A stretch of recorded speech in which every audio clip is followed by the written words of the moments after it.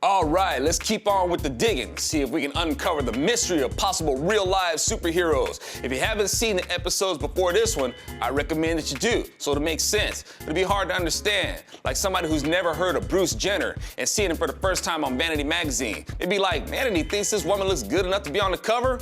Why? This doesn't make sense. So I hope y'all will do a little bit of ZoNation binge watching.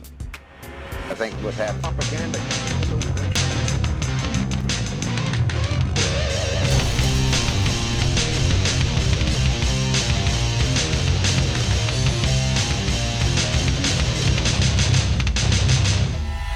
I know. You want me to talk about politics? I can dig it. I kind of just want to talk about some other stuff while we still have the free speech to do so. In the previous ZoNation, we were discussing the book of Jude to try to conclude whether or not the sons of God were good or bad. The popular view is that these angels committed an abomination and were fallen angels. Even though Genesis 6:2 doesn't say they were fallen angels, it calls them the sons of God, giving them a totally different nature than the people described in Sodom and Gomorrah in Jude 1:6-7. Sons of God being interested only in women for marriage and having children is a totally different nature than what people were doing in Sodom and Gomorrah, who were engaged in all kinds of sexual perversions, including bestiality, as it says they pursued strange flesh. The people's motives were the pursuit of perverse self-indulgence, not to have children. An abomination concerning sex is when you have sex with what you're not designed to procreate with. If angels are able to procreate with humans, that's not an abomination. And if angels marrying human women were as detestable as you think it is, you'd think that God would have included it in his ordinance of thou shalt not have sex with chart. And God covers a broad enough area for you to say, okay, I get the picture. From don't have sex with your parents, or don't have sex with family members at the same time, and don't be having sex with animals, etc.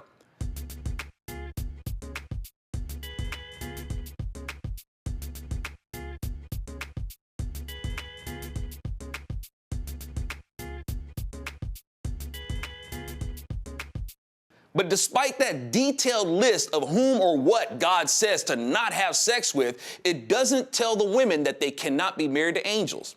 But people want to believe a married angel is a fallen angel, an angel that became a husband and a father.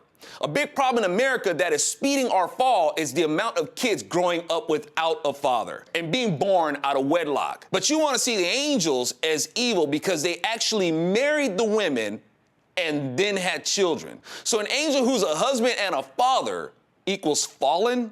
I really don't get that. These so-called fallen angels sound more like they stepped up more than a deadbeat absentee so-called dads today. So the attitude that angels who married the women and then had children is that they're somehow evil.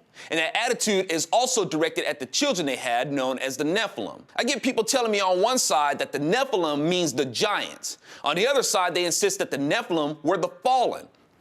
I got this nutty idea.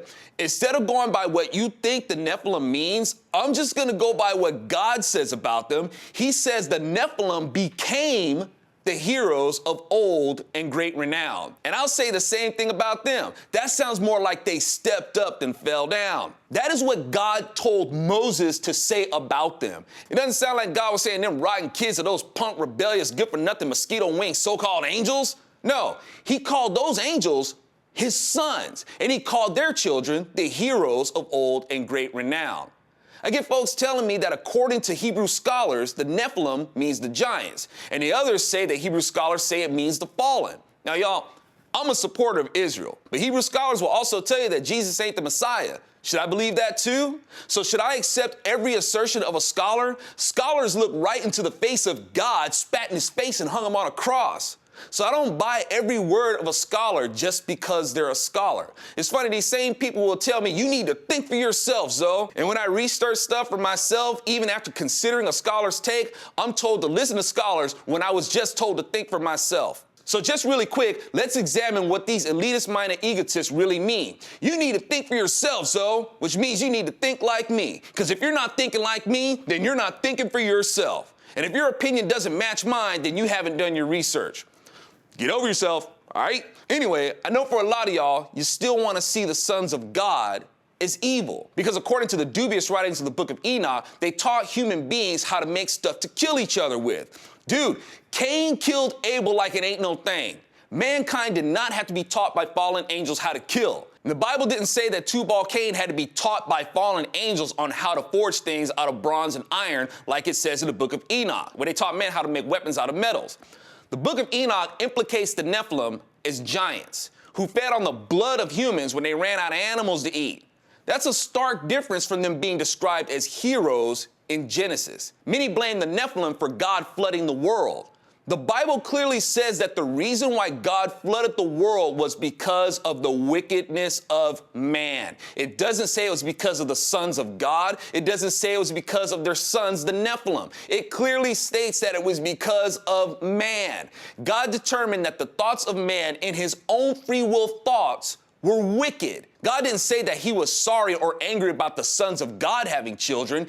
God said he was sorry that he, as in himself, was sorry that he made man. Nothing puts the Nephilim at fault.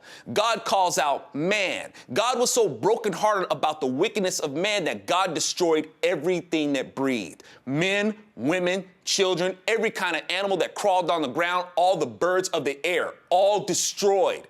Except he didn't destroy the Nephilim. For the Bible says that the Nephilim existed before the flood and after. Could it be that the Nephilim were every bit the heroes that God said that they were, and he let them live past the flood? Because his issue was with man and the animals under his dominion, not the Nephilim. While y'all contemplate that, the book of Enoch suggests that Noah himself was a Nephilim. It says he was born with white hair and snow white and red skin, and his eyes were beautiful and illuminated the whole house. His father said he's not human and said he is like the children of angels. Then the book of Enoch goes on to say that an angel wasn't the daddy. It was actually Lamech. But the interesting thing is that Lamech appears to know what the Nephilim looks like to make the comparison. And it doesn't sound like the Nephilim babies were little beady-eyed monsters with 6 fingers and 6 toes. I think Lamech would have pointed that out if the book of Enoch was really as consistent, I guess. And what's even more sad is that you have some Afrocentrics out there who use that to say that Noah is the progenitor of the cursed white race, who were spawned by the abominable union of fallen angels with human women. And then they just totally ignore the fact that the book of Enoch retracts the implication. It says that Noah wasn't the child of a fallen angel at all, but the son of Lamech. All the more reason why I don't go by what the book of Enoch says. Anyway, I'm Alfonso Rachel with ZoNation. Thanks for watching these vids I'm doing in this series. I hope you'll check out the article on my idea. The link is provided in the description box. Thou shalt not have sex with chart.